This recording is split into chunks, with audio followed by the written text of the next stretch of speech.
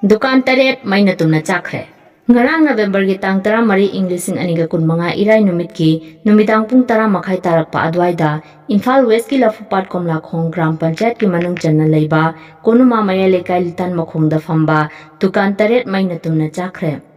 Hojik fawagi may adu mataw karamna horakibano haiba khangma ngamdri thodok aduda chawrakna lupa lakh 100 mukki oiba potchai may natumna chakre hairi loinana grocery gi dukan famba himmat koba mioi amaso mayna chakpadagi hospital da laikanari hairi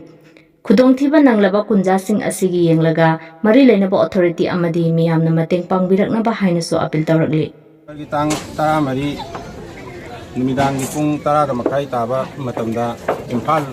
West ki manung da Lafupat Komlakhong Gram Panchayat ki manung chanba konuma mayai lekai nitan makhong da thamba dukan taret maina tum chakre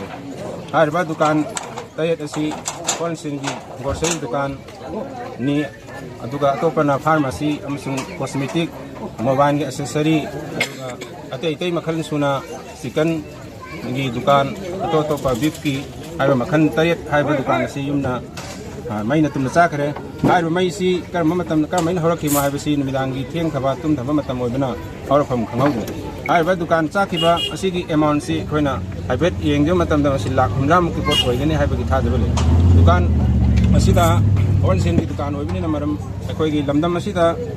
makhan suna pot khuding mak phanghanana bagi adugumba pandamda harba dukan asida akhoi pot chai suna thamba ni aduga miyamgi seba gi damakta matam sangna chahi mari manga dagi mafam asida akoi dukan phamduna laibani harba dukan asi Mohammed Tahir yanglam kendra gi manung san laiba harba nupa magi magi mafamni aduga magi dukan duda harba dukan phamiba miyoi sing adudi Himat grocery Sikandar aduga Aslam Abdul Malik Benyamin harba miyoi sing asina dukan si phamaga miyamgi seba tawdana leibani harba dukan asida maina tumna chakhibada karigumba ama phoba koi lupa ni manga gi phoba kanbang maudre sina maram oiraga leiriba iramdam Manipur khunai sida leiriba parja section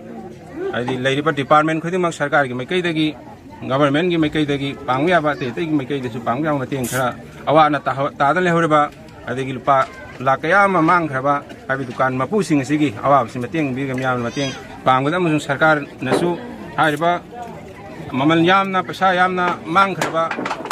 miyamgi seba tawdan leijriba si chakhau miyamgi chakhau hungnana bo hona bada miyamgi leijo punamak akhoi gi dukan si tawna bo hona matam dai khoi gi leijaba lanthum nupi angangi sanalu pa punamak akhoi ni yonthoga miyamgi seba tawda bi ada haidana lamdam si da seba tawjabani adu yumna maina tumna khangau chak khrabani na sarkar gi maikai desul adu Manipur leiriba department ke ate maikai desu awa ta horba sing sigi yengbiraga mateng tawbina bining singjari mayamda request tawjari lon ngarang mai chakpagi thawdok sida akoi himat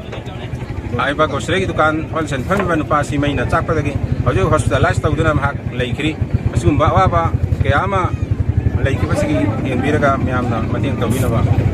gaidagi akoi asigi damakta akoi PT bangal team naso awangba thakta masigi mateng tawri aduga sigi maikai dagi su mayam dagi mateng binaba ni norse